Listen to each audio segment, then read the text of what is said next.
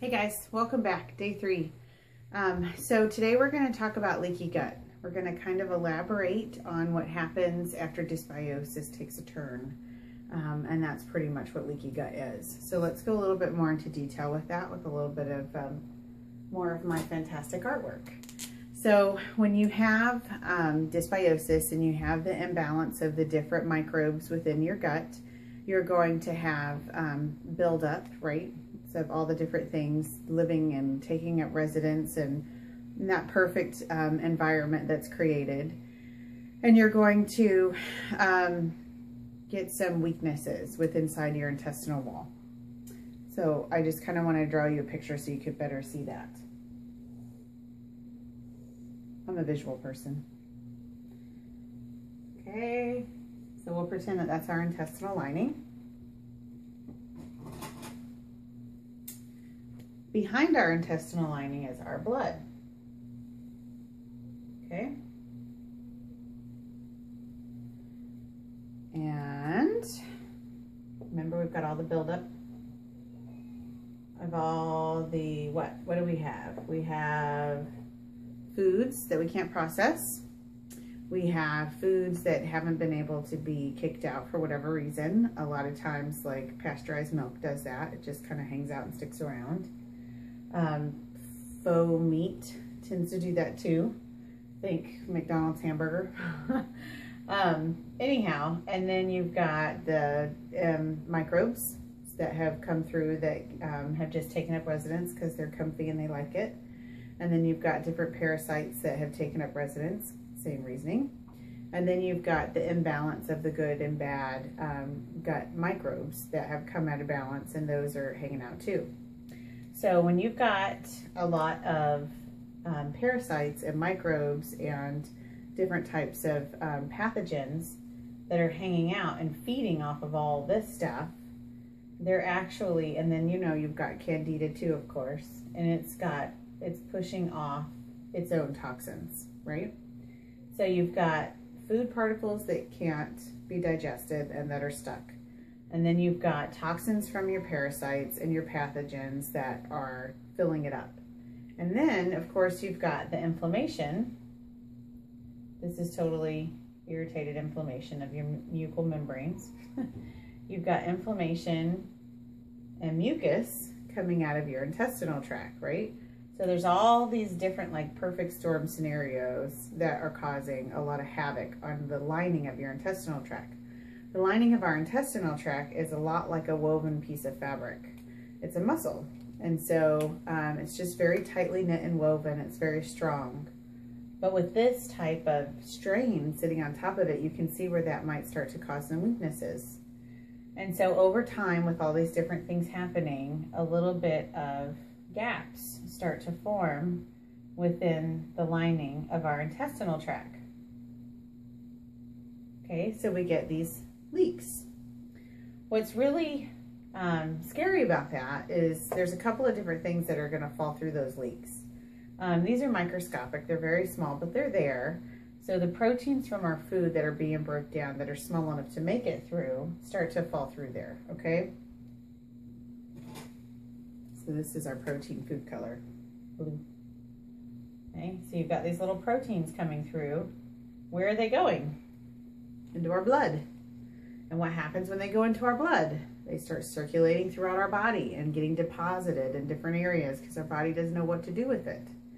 And then our body actually can start attacking it because it's a foreign entity and it doesn't know what to do with it because it's in the wrong place.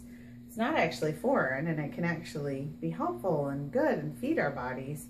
But if it doesn't go through the proper channels and it can't be given to our bodies in the right ways, our body will see it as like an invader and start attacking it, causing maybe food allergies, or maybe it might even cause autoimmune disorders if enough particles collect in certain areas like our joints, arthritis, or thyroid, or maybe our spine. And then you're looking at all different kinds of problems. And then there's another thing that slips through there that's really scary and important to note, and that's the toxins that come off from the parasites, or toxic leftovers from food and different things that we've taken into our intestinal tract that aren't supposed to be there.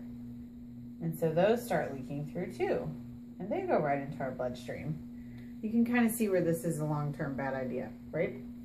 And so that's kind of what we're looking at when you're thinking about leaky gut. It's really just that simple. It takes time for this to happen, but sadly, because of the way that our children are being born, this is happening faster and faster. I feel like I've talked about this in previous videos, but just in case, I'll cover it one more time. When your child is born through birth, the child gets whatever microbiome you currently have.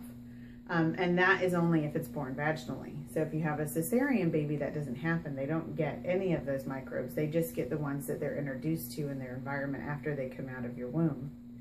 And so if you already currently have a microbiome that looks like this, and you're dealing with leaky gut, and you have very little good microbes hanging out in there, your child is going to get whatever you have, good or bad.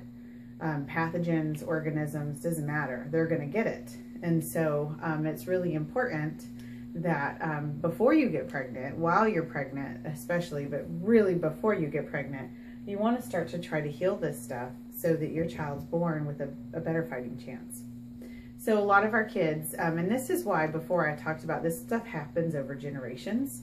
So like my great-great-grandmother's generation probably didn't look anything like this at all. They were much healthier. They ate different foods. They lived a different lifestyle. And so their intestinal tract looked different, but not to say anything bad about my mom, but she wasn't taught how to eat properly. So therefore she didn't teach me how to eat properly. So I was born from her microbiome, which I'm sure wasn't great, knowing her health today. And then knowing my health throughout my whole childhood, mine's definitely never been good. And so my kids are born with the same microbiome. And so people will look at my family and they'll go, your kids eat so great. They don't eat grains, they don't eat sugar, they are never sick, and la, la, la, la, and all these different things. And I'm like, that's very true. But there are signs that point to this for them. And so I want to be really diligent in trying to help fix this for them and help fix it inside of myself in case I am to have any more children. Hopefully they won't be born in this position or born in a position where this can happen very rapidly. And so that's really what it's all about. We want to start healing ourselves so that our kids can heal faster, and so that the ones that are being born next and my children's children aren't going to be born with these issues. Like, it would take some serious effort for them to get to this place, as to where it took very little effort for a lot of us. So anyhow, that being said, I'm not trying to say that everybody has leaky gut, but chances are most of us are dealing with at least a small form of it. And so let's kind of talk about what that would look like. If you were dealing with dysbiosis, which I think we can all probably agree that we are probably dealing with that to a degree. If you're dealing with leaky gut, you're going to be dealing with some extra sets of symptoms. And so if you print up your sheet off of the file section in Facebook, then you'll be able to see this listed out, so you don't have to remember it, and I don't have to get it exactly right. So one of the big signs is multiple food sensitivities. So if you're one of those people who is allergic to nuts, and like your mom was allergic to nuts, chances are that's something that is something maybe a little bit different, coming from a different issue, or maybe it is leaky gut. I'm not a doctor, I'm not specifying either direction. But if you happen to be dealing with multiple other sensitivities on top of that one sensitivity, you might want to consider leaky gut. So some other possible side effects is nutritional deficiency. So if you're someone who's dealing with a lack of B vitamins, or you're not producing enough iron, you're constantly anemic, or which is actually a really good sign of parasites. But anyway, if you're dealing with a lack of zinc, or vitamin A or C or whatever, you can't seem to keep those things going in your body, chances are you're dealing with maybe some leaky gut. You might want to consider those options. Your hair's falling out badly, which can be signs of other things too. But anyway, just start considering those possibilities. If you're someone who has chronic diarrhea or constipation, that's something to consider. Skin rashes like eczema, which we've kind of covered thoroughly. A poor immune system. How many of you know people who are sick all the time?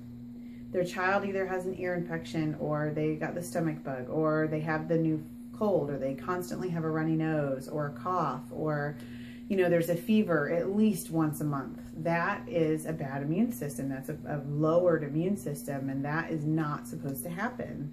When I was taking intestinal health course a while back with Dr. Tracy, one of the things she said that just, I mean, she said it one day, just very flippant, like it was just this statistical thing that she was spouting off.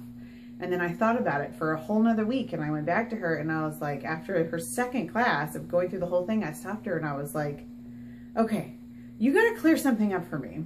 She said that ear infections are normal, and that's all she said, and she kept going.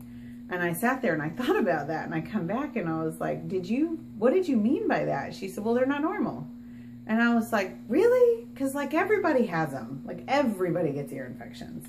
And she said, yeah, they're really not supposed to happen. She said, it's a sign of intestinal imbalance. And she said, it's actually a really strong sign for candida. And I was like, uh-huh. Here I am with my oldest daughter who, I can't even count how many ear infections she had. She was really close to getting tubes because we couldn't get them to clear up. They were just constant. And here, I mean, we fed her terrible foods that probably had a lot to do with it. And of course she was born from me.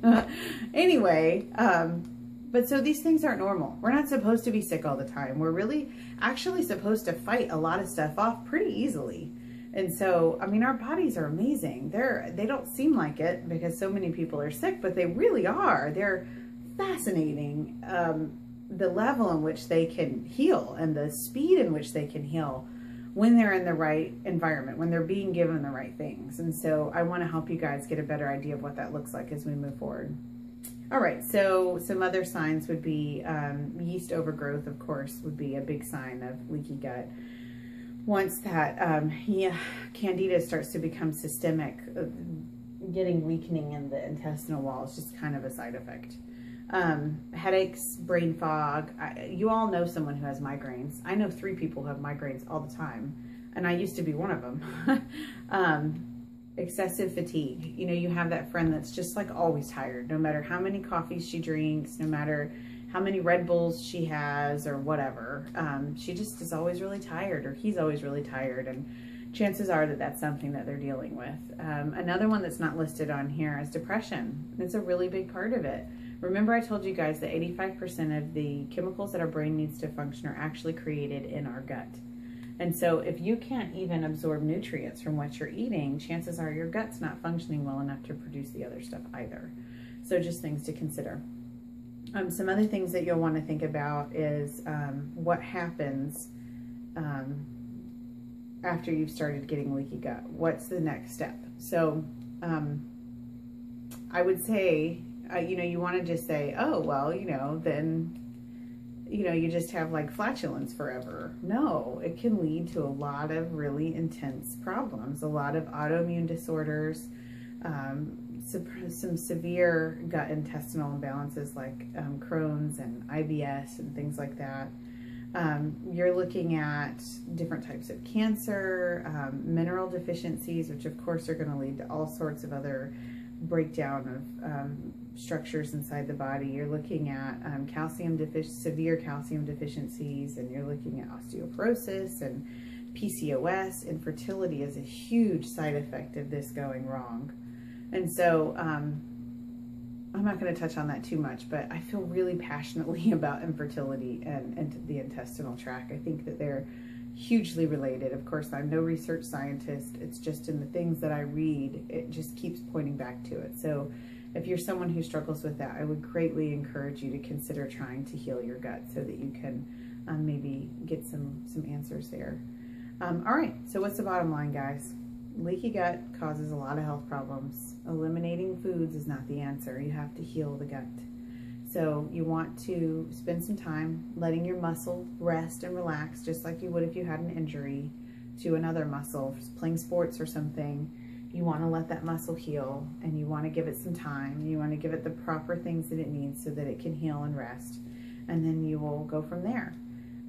Something I hear a lot of people say is, well, I eat raw, or I eat really healthfully. Like, I don't eat non-organics, I don't eat GMOs, which a lot of people believe is a big problem with leaky gut.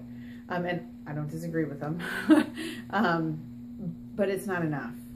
You have to heal this first. You have to heal the muscle, the breaks and the tears, before the muscle can function properly. Just like if you were playing a sport. And so you really have to take the time to do this first and then continue eating your healthful way. You know how you'll hear a lot of people, and there's a lot more to this than this one thing, but I think it plays a big role in it. You'll hear a lot of people say, well, you know, he was really athletic, in great shape, looked really good, ate pretty healthfully, and he died at 40. You know, here my grandpa is 70 and he drinks like a fish and smokes and eats terrible food and he's healthy as a horse. I bet his intestinal tract is healthier and can handle it. And I bet the other guy was dealing with a little bit more of a leaky gut issue than he realized, and I bet it led to some pretty serious quick problems.